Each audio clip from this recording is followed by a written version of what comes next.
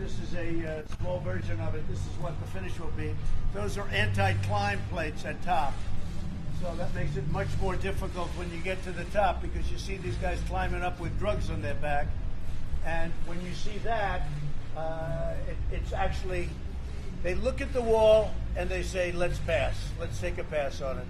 So it's been a really incredible success. So within 2 weeks, we'll be in 300, General, I think in 300 miles. So we're actually going faster than that. We'd like to think we can get to 300 by the end of this week. That's fantastic. Wow. Yes, sir. And we're doing about how many a week? About 10 miles a week. Over 10 miles a week, over 2 miles a day. That's fantastic. That's fantastic. So it's a great feeling to have closed up the border. Now people come in, if they come in through Meredith, they come in legally, but they don't come in like they used to. And human trafficking is, I think we're down 96% or something. It's been incredible. Mark, why don't you say a few words, please? Yes, sir. So thank you. So first of all, look, what you see behind me has saved American lives. Every single bit of concrete and steel that goes into the ground, the operational capacity of the men and women you're seeing right here goes exponentially higher to stop dangerous things and people from coming into this country. Drugs us shape the behavior of the cartels. It puts us in an offensive position, just like the president said. Because of that, this year to date, we've seized over 1 million pounds of drugs. Think about that. This year to date, 1 million pounds of drugs, and this wall is helping shape the behavior so that we can get better at doing that. We talk about criminals. We apprehend thousands of criminals every single year. Think about that. A lot of these individuals are violent criminals. Because of this wall, we're able to apprehend and stop these criminals from coming to this country, to repeat their offenses. We have fewer victims of United States citizens because of the wall, because of what this president has provided us. Let's talk about gangs. Every single year, we stop hundreds and hundreds of gangs from pouring into this country, like MS-13, whose motto is rape, kill, and control. That's their motto, rape, kill, and control. Just recently, wasn't that long ago, they used machetes to hack up their victims, and they actually leave them decapitated. That's what we're talking about when we're talking about what this tool provides us. And then, of course, illegal immigration. Even during the height of a global pandemic, illegal immigration continues. And they allow themselves to be put in stash houses that are unsanitary, unsafe. They're put in tractor trailers for days. I mean, there's COVID, that's like a COVID petri dish. But yet they're coming across. But because of the tools that we have, like this wall, we're able to stop the illegal entry of individuals that have COVID to protect our citizens of this country. And Mr. President, I can say I've been in law enforcement for over 30 years, my entire adult life. And I want to personally thank you.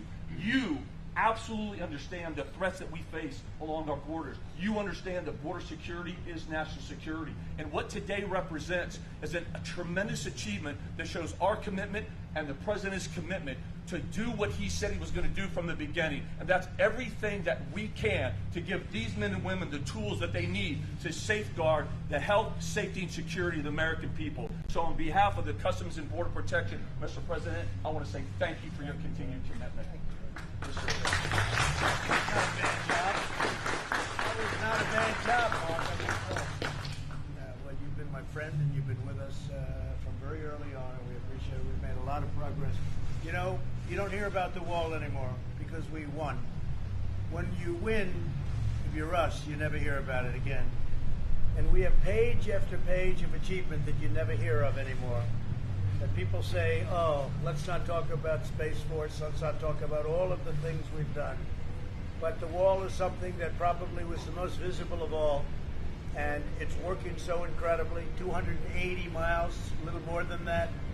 And again, that'll be a great, whether it's next week or the week after, knowing the General will do it next week, but we'll be at that 300-mile mark. And the difference is like day and night. Number one, you can use a lot less people, so you can be doing other things, which is great, because once you have the wall, nobody gets through it. Additionally, the wall is equipped with various things. It's set up for cameras and all sorts of elements. You control a lot of things even from the air, so within the wall. Interestingly, if you look, this is steel, the exterior, but inside the steel is hardened concrete, very, very strong, heavy strength concrete.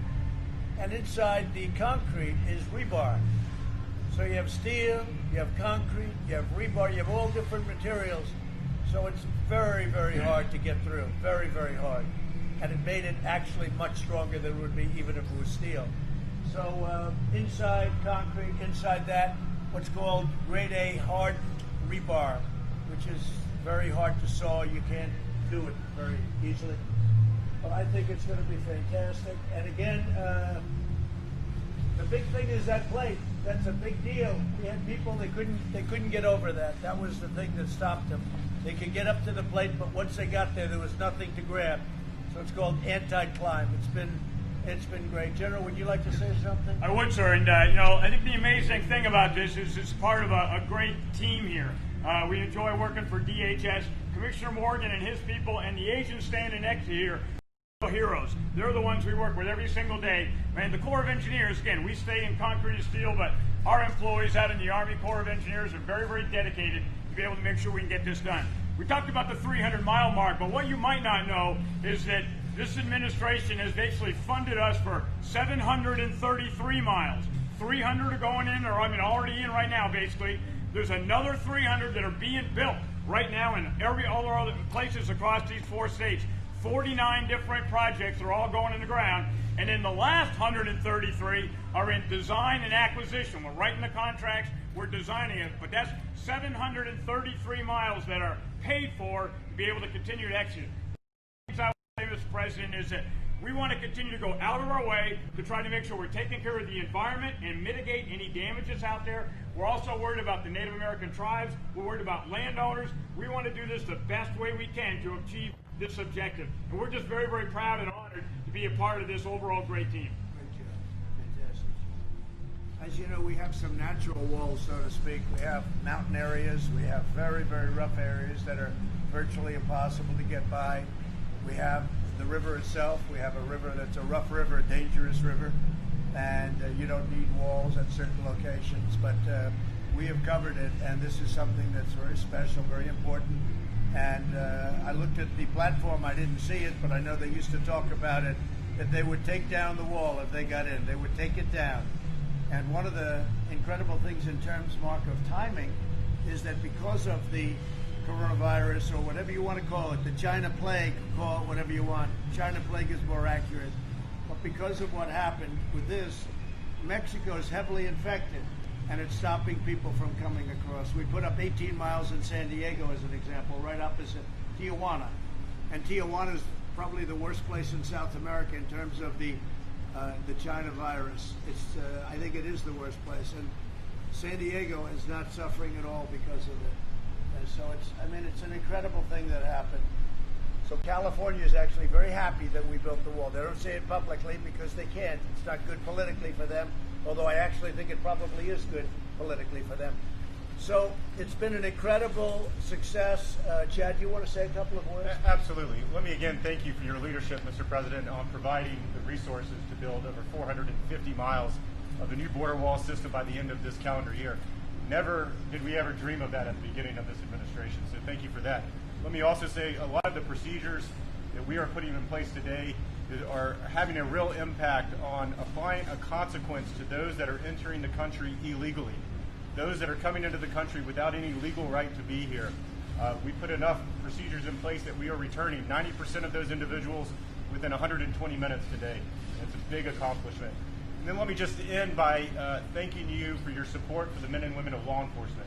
DHS is the largest law enforcement agency in the country. We have over 60,000 law enforcement officers. And the dangerous push and policies that we see today, talking about defunding law enforcement and defunding police, are irresponsible. So I want to thank you for your support for the men and women of law enforcement, men and women that are standing to your left. Thank you for that as well. And we'll continue to do the mission of the department today, despite the types of criticisms that we receive. Well, a lot of people, even the media, frankly, they see what's happening, they see the numbers, and there hasn't been very much criticism, amazingly. Would anybody have anything to say to we call them the fake news media, but we don't want to say that. Do you have anything to say, any statements to make or questions to ask of them? You're very smart. Okay, go ahead, please. Just on behalf of the men and women of CBP and all the law enforcement across the country, thank you for your support. Been doing this job for 29 years, and I can tell you that it makes a world of difference knowing that we have the top cover from our Commissioner, Secretary, and certainly from the administration. And I want to tell you that the infrastructure that we're putting into place, whether it's a technology, whether it's the wall system, or the men and women that we're adding to our workforce each and every day, it's certainly going to help improve the security in our country. And so on behalf of all of us that each day put on our uniform, leave our families, hoping to make a difference, we appreciate your support. Thank you.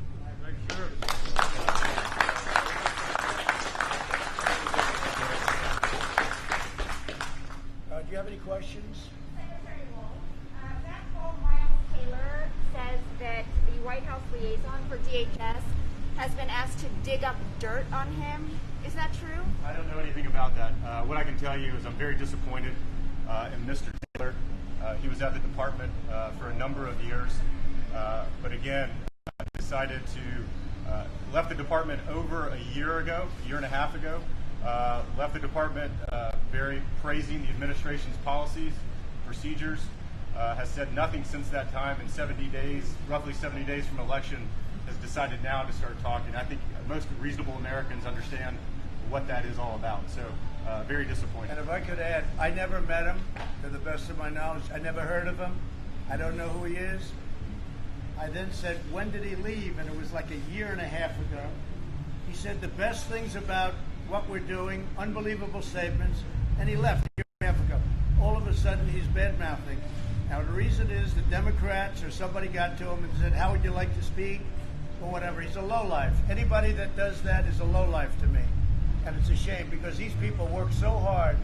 And I don't even know if you know Miles Taylor. Do you know who he is? Never met him, sir. I never met him. I never heard of him before. But all of a sudden, they have big headlines. Member of the Trump administration. He's not a Trump administration. And he's been gone for close to a year and a half. And I guess you met him or knew him a little bit. But he left, and we checked, said the greatest things. And all of a sudden, he says bad right before an election. These are bad people. These are sick people. And we call it out. The difference is we call it out. Somebody else would let him get away with it. We call him out. He's a lowlife. Okay. Do you have an update on the post office situation? Yeah, the post office is running as well as it has in a long time. They took a lot of old administrative acts where they wanted to do from past administrations, and they've done them. Look, I have a much better idea in the post office. You raise the price per package by a number that it should be, so that instead of Amazon and these other companies making a fortune, including the fact that they pay virtually no tax, which is ridiculous and very unfair to regular stores, Amazon will pay for the cost of the post office. So now instead of losing tens of billions of dollars a year like it has been for 30, 40 years, Amazon should pay for it. And so should other companies in the business of Amazon, delivery. They should pay. They should also pay tax, by the way. And then you'll solve your problem with the post office, because I don't want to lay people off. I'm not laying postal workers off. And let me just tell you, what we do is it's price per package, and they haven't figured exactly whether it's $2 or $3, and you make it so Amazon has to pay, and they can't pass it on. They make a lot of money. They can't pass it on to their customer. Right now, Amazon comes in, they build their big plant, and they deliver the easy ones, and the hard ones they give to the post office. And the plant is usually right next to a big post office building or a post office. They dump packages into the post office. We, the United States, delivers the package for Amazon, and we lose a lot of money. Unacceptable. And I've been telling these people to do this for the last 3 years, but they just got the board, and we're going to be doing it. Amazon is going to pay for the post office. Do you have any role in the decision not to make any changes to the Postal Service in terms of overtime? You have a good man and the head man, and he was carrying on for years what has been taking place at Mark. Is that a correct statement? That's right. This has been going on for a long time, but I have a much better idea. You get more per package because the people that used to be there under the Obama administration, appointed by Obama, they never went really, they never raised the prices on Amazon. So Amazon's paying an ancient price, and they shouldn't be. And they shouldn't be allowed to pass it on to their customer. They have to pay for it themselves. They make a fortune. So they've used the post office, and they've used it very smartly, very well. And I've known this for a period of time, but now you have a full board. And we should raise the price of packages Amazon has to pay, and we shouldn't get rid of any of our postal workers. I don't want to get rid of our postal workers. If you look at past administrations, they wanted to cut the post office way down. I don't want to do that.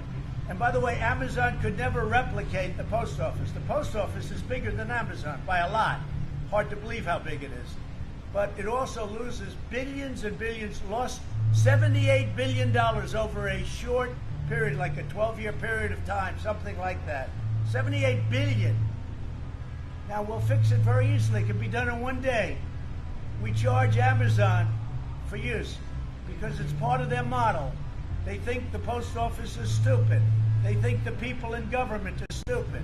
So he builds plants, he builds his receptor plant, or whatever he may call it, or they may call it, and he takes a lot of that stuff and he drops it into the post office. Then the post office loses $2.50 every time they deliver a package. They shouldn't do that. So my idea is very simple. Amazon has to pay. They can't pass it on to their customer because they shouldn't. They make so much money. They've made money by using the U.S. Post Office, and nobody did anything about it. I did because we started this project 3 years ago, and they're in a position to do it. So that's what they should be doing. This way you keep everything.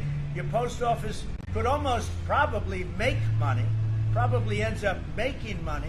First time in 45 years that it would actually make money. And I don't want to fire anybody in the Postal Service, all right? I think that's pretty clear. Yeah. Do you agree with the Senate's conclusion that Vladimir Putin directed the hack of Democrats' emails? I don't know anything about it. I didn't read it. I did see Senator Rubio saying Donald Trump had absolutely nothing to do with it. He was on before. He said Donald Trump had absolutely nothing to do with Russia. It's all a hoax. It's a big hoax. What was in a report done by some politicians on the other side, like Warner? What was in the report? That I don't know. But I know one thing that was in the report, that Donald Trump had absolutely nothing to do with it or with Russia. Is that right? Did you read that? Go ahead. Did you read it? Come on, you can say. Thank you very much. Thank you very much. Yeah, go ahead. The report also said that there was no evidence that Ukraine interfered in the 2016 election. Do you still believe? So I thought it was Russia. You mean now it's so? Who are you with? Who are you with? Huh? They did not find any evidence that Ukraine interfered in 2016. Do you believe that You're telling me that Ukraine did interfere now? No, I'm not. I'm saying that the Senate Intelligence Committee, led by Republicans, did not find any evidence that Ukraine interfered in 2016. You repeatedly have said that they did. Do you still believe they did? I don't know anything about it. I don't know about Ukraine. I don't know about Russia. All I know is that I had nothing to do with either one of them, and that came out loud and clear in the report. Loud and clear. And I want to thank Senator Rubio. He made it very, very powerfully. He made a very powerful statement today. He said Donald Trump had absolutely nothing to do with Russia. And that's true. Okay. What else? U.S.-China talks were postponed. U.S.-China talks were postponed. You were supposed to have a review of this. I postponed them. I postponed talks with China. You know why? I don't want to deal with them now. I don't want to deal with them now. With what they did to this country and to the world, I don't want to talk to China right now. Okay? Look, what China did to the world was even thinkable. They could have stopped it. They stopped it from going into China, and they should have stopped it. So that's correct. I canceled talks with China. Mr. President, By the way, sleepy Joe Biden never got in. China would own the United States. They'd own it. They'd own every one of these people. They'd own this building. They'd own the United States because Biden would give them everything for two reasons. Number one, he's not smart. And number two, he's weak. China would own our country. And you know what else? You'll have a deal the first month or sooner with Iran. Iran is dying to make a deal. But I said, let's wait till after the election. And they would want to wait because there's a chance if Biden never got in, they'd give them another $150 billion like they did, the dumbest deal I've ever seen. Are you going to take action against Iran on the basis of the U.S. intelligence report that they paid down? You're going to see. You're going to see very soon. I don't talk about that. You'll see very soon. Any other questions? Frank Lindell, Mr. Pillow, the pillow guy, he's promoting a new therapeutic for COVID-19, Olindrin, and he says you're enthusiastic about it. Is that true? I know nothing about it other than I know he's got something that he's working with some science people. I don't know. All I know is this. We're very close to a vaccine. We have the best companies in the world doing it. We're very close to therapeutic. We're going to solve it therapeutically in addition, which frankly to me is better because it's quicker for now. The vaccine is great therapeutics, and we're very close to coming up with the answers. We've already, I think, have answers, to know the truth. Then we have to deliver it. We're going to do it through the military, through one of your friends who's a general, for logistics. But I don't know anything about it. I haven't heard that. What is he doing? He's promoting some kind of a... Yeah, Olindrin. He's out here talking about it. I don't know. I don't know the name, but I know Mike is a good man. He's a good man. He makes a good pillow. On Russia, do you accept that your 2016 campaign staff were a security risk given their high level of contact with Russian You're going to have to say it louder. Do you accept that your 2016 campaign staff constituted a security risk because of their repeated contact with Russian officials? I don't even know who you're talking about. I know that Ukraine sent a phony document saying it was a Manafort document, and it was a forged document, the Black Book. They call it a Black Book. And it turned out, I believe, to be forged. But I wouldn't know what you're talking about. I can only tell you this. They said Donald Trump knew nothing about anything, and that came out loud and clear. You could find a couple of sentences inside that say something, I don't know. But I can say this, that Black Book that had to do with somebody that worked for me for a very short period of time. I think he's a good man. You want to know the truth? But I don't know. But I will say that the book, I think they said, was forged. It was a phony book. Just like everything else was phony with that whole deal.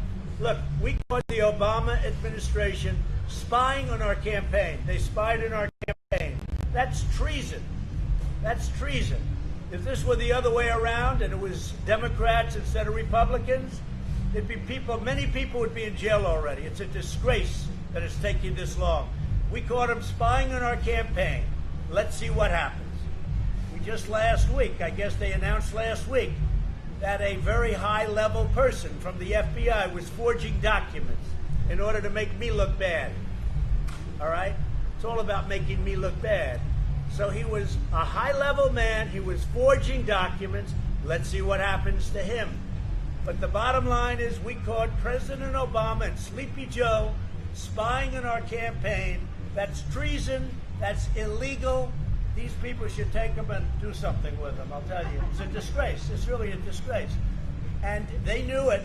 And not only spying, they were working on our campaign before I won and after I won. Hence the insurance policy from Strzok and his lover, Page. Two lovers. They got caught because they were lovers. And she said, and he said, she's going to win, but just in case she loses, we have an insurance policy. Well, we went through the insurance policy. The problem is, and we caught them cold. And let's see what happens. And Obama knew about it, and I'm sure Michelle knew about it, and Biden knew about it. All right? Are you going to pardon Manafort then? I think he was treated unbelievably because the book, they say, was a phony book. So we'll see what happens with him. We'll see. I'm very happy to have given a full and complete pardon to Susan B. Anthony. That was a great thing. I was very popular, too. I was a very good one. And I actually asked the other day, I said, they were talking about Susan B. Anthony. And, you know, she did that for other people, and she didn't want herself included. She wasn't included in the pardon from many years ago. And I said, well, so she has a record? And they said, yeah, she has a record. I said, why can't we pardon her? They said, that's the coolest idea I've ever heard. And it's been very, very popular. Susan B. Anthony, and I've just signed the pardon. I've just signed the papers. and she is fully pardoned. First time in a long time, she's fully pardoned. How do you feel about Oracle? Do you think Oracle would be a good buyer for TikTok? Well, I think Oracle is a great company, and I think its owner is a tremendous guy, a tremendous person. I think that Oracle would be certainly somebody that could handle it, yeah. We gave them until September 15th. After that, they got to close shop. Okay? That's TikTok. Do you prefer Oracle to Microsoft? Well, I guess Microsoft wants it, and so does Oracle, and probably so do other people. But they have to also make sure the United States is well compensated. Because we're the ones making it possible. Very simple. We're the ones making it possible. So our Treasury has to be very well compensated. Would that Very be a simple fee, how it a works. commission fee? It's called, you have to put money into the Treasury. Any other questions? How are you going to make your convention a bit more lively than the Democratic one? Well, their ratings were very bad. They just announced their ratings. I thought it was not the best television I've ever watched. It was brutal, actually. No, their ratings were very bad. I think we're going to do great. Thursday night, I'm doing it live. Unlike Michelle Obama, I'm doing it live. And it'll be Thursday night. It'll be at the White House on the South Lawn. And hopefully you'll enjoy it. Okay? Live, by the way, is always much more exciting than tape, especially when she made the tape long the event. She didn't even have the accurate facts, and then they say, what a wonderful job. What was wonderful about it? It was a divisive speech, devoid of facts, and it wasn't current. It was old. It was done probably 2-3 weeks ago. So, but the media will always say good. President Trump, since we're here talking about the wall and the approaching, do you have anything to say about your 2016 campaign promise that Mexico would pay for it? Yeah, they are paying for it. Yeah. They're going to pay at the border, at the gate. Cars going through. We're going to do a toll. Or we may do a toll for money being sent back and forth. They will pay for it. Yeah, they are paying for it. It's 100%. Right now, No, it doesn't matter whether they pay now or over the next 12 months. No, Mexico will be paying. We have a very good relationship with Mexico.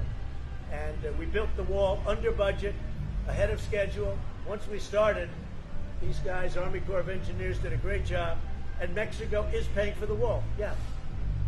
Either through the toll, and it's a very small charge because we do such big business. It's the largest entry to a country in terms of business anywhere in the world by far. A lot of people know that. Our border between Mexico and other countries. But our border is the largest point of entry anywhere in the world. So they are paying for it, yep. One of the officials here, one of the experts, talk a little bit about what that fee is, how much it is, and how much you plan to actually... What we're doing now is we have to charge. What the charge would be won't be very substantial because we have millions and millions of cars and trucks going through the border. And we also may do it as a tax or a combination. We may do it as a tax, money being sent back into Mexico. And you know what? That's closed, but it's not going to always be closed. It's open at entry, at the points of entry it's open. But it will be open in a short time. China virus goes, it will be open. But I will tell you this, we built a great wall. The Army Corps of Engineers did a spectacular job, maybe even superseded by Border Patrol and all of the people, right? Yes, sir. Because the job you've done without the wall is incredible. The Democrats used to say, you don't need a wall, we need drones. What are you going to do with a drone? Watch people go by?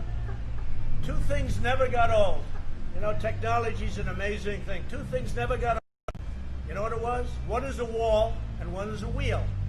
And you can come back in 1,000 years from now and you're going to have walls and wheels. Other things, they're all obsolete.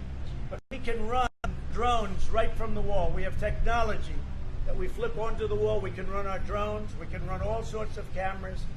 It's all wired up. We have everything you can possibly have. It's an amazing and very complex setup. Yeah. Speaker Pelosi said today that she would wanted to meet halfway on a stimulus bill. When are you guys... I don't know what she says. She doesn't know what she says. She reminds me of Joe Biden.